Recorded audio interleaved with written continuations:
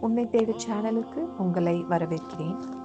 Allah forbids you not with regard to those humans who fight you not for your faith, nor drive you out of your homes from dealing kindly and justly with them, for Allah love those who are just.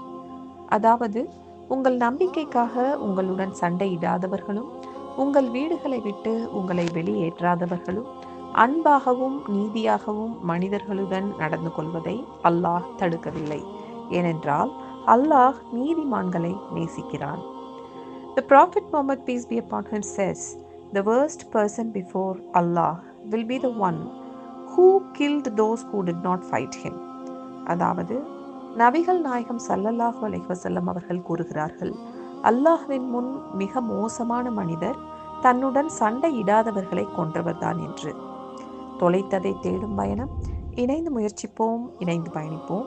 Thanks for வாட்சிங். அடுத்த பதிவில் சந்திக்கிறேன். நன்றி.